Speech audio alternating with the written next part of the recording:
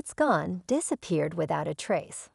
My bag with my passport inside is nowhere to be found. Frantically searching, I felt the disapproving gaze of my mother-in-law, Olivia, accompanied by a sardonic smile. "You brought this upon yourself," she sneered. "A foolish wife like you, struck by divine retribution. We're leaving for America soon. Consider this our farewell." Her laughter echoed mockingly through the room. In that moment, I realized my mistake in trusting Olivia with my belongings. Her betrayal plunged me into a sense of helplessness.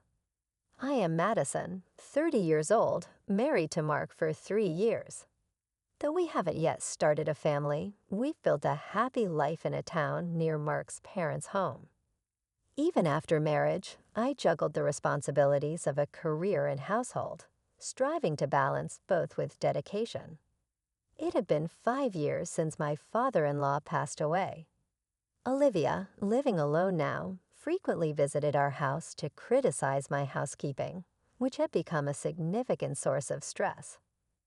"Why don't you quit your job as a working mother?" she would say. "Your work isn't that important anyway. You can't manage properly, and your housekeeping is mediocre. Mark deserves better support." She would often say, running a finger along our floors, "There's so much dust here. It's disgusting." She'd add with a dramatic sigh, "I'll admit I'm not the best at housework, but being accused of neglecting dusting felt unjust." I cleaned diligently every morning before work and coped with our health in mind. Yet Olivia seemed to say whatever she pleased. Belittling me seemed to be her way of relieving stress. Every day became a struggle.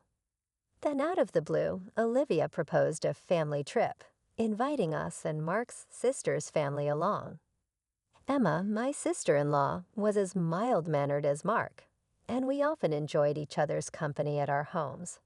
However, the thought of traveling with Olivia made me uneasy. I had often confided in Mark about Olivia's cutting remarks.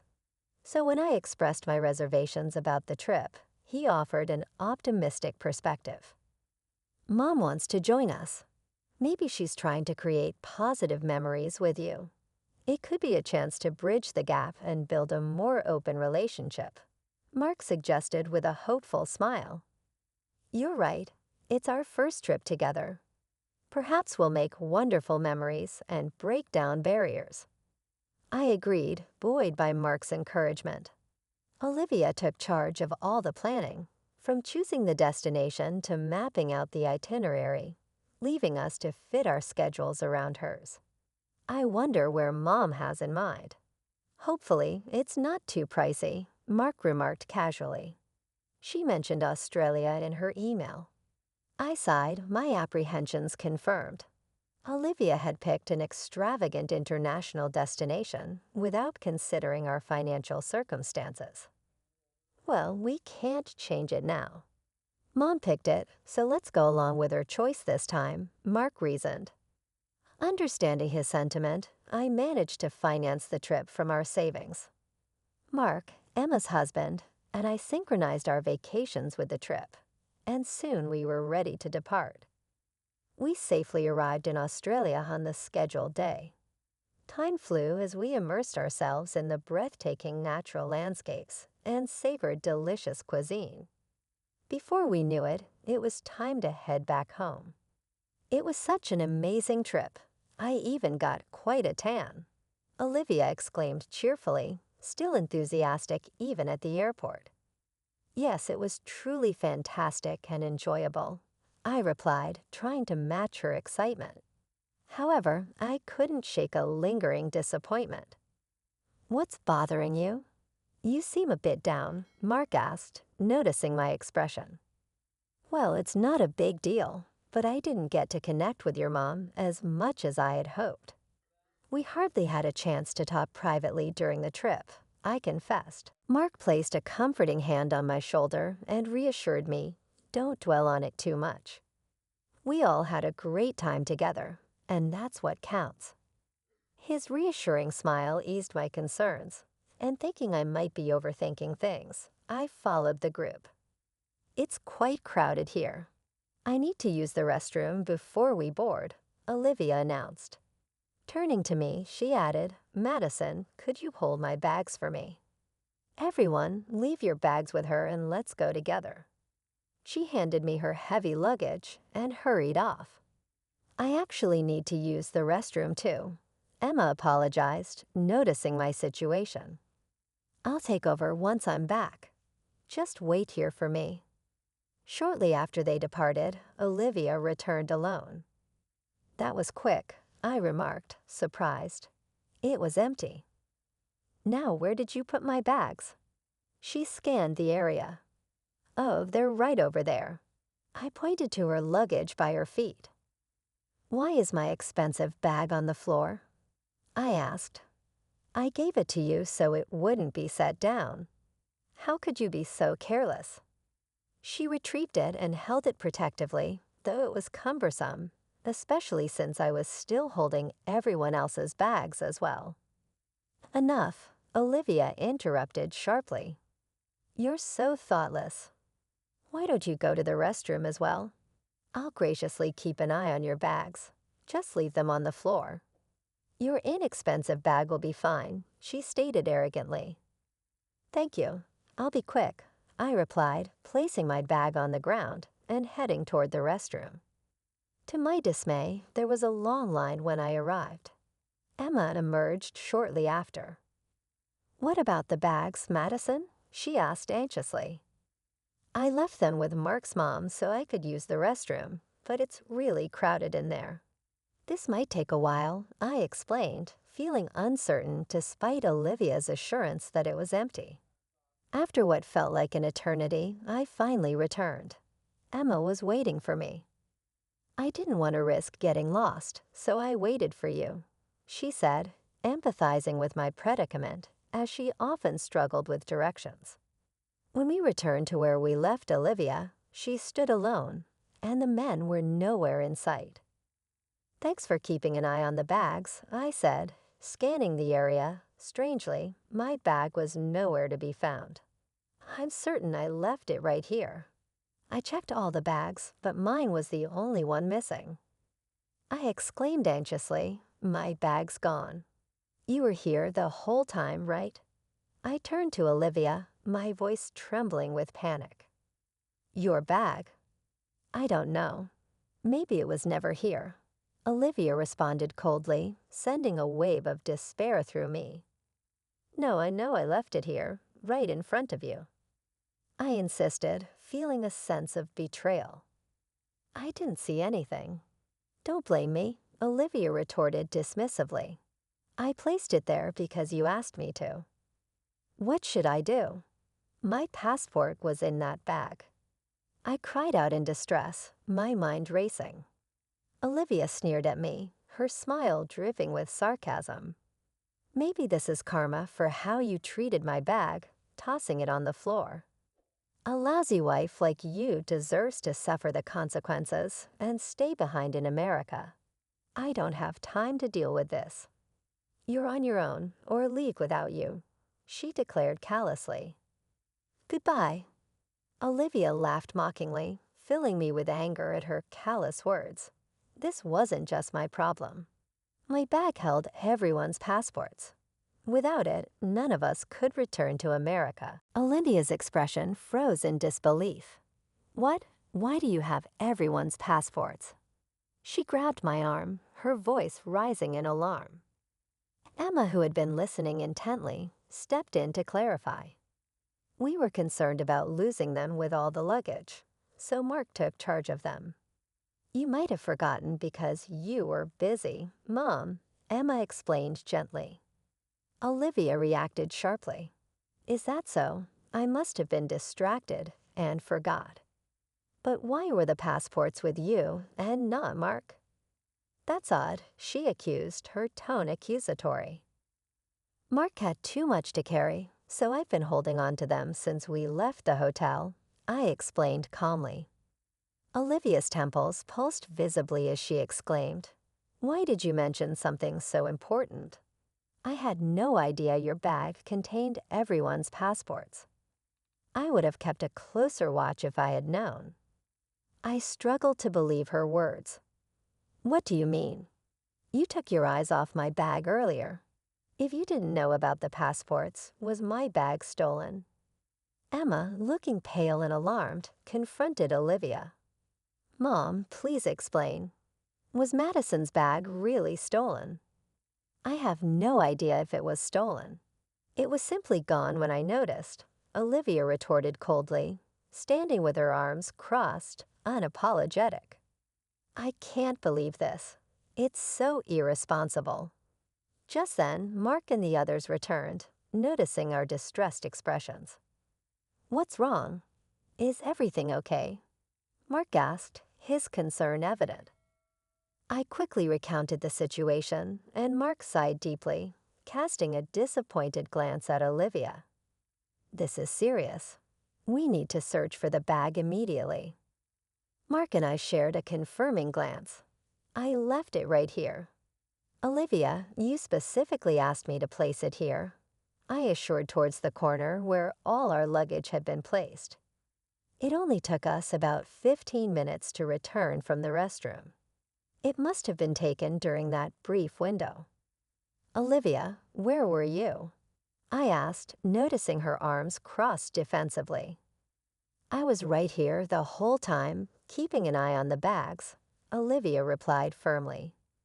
I wouldn't have wandered off, especially with everyone's important luggage. But your bag was on the edge, out of my direct line of sight. I'm only human. I can't be perfect, Olivia said, turning away. Let's file a theft report and check the surveillance cameras. The thief might still be nearby. We should act fast.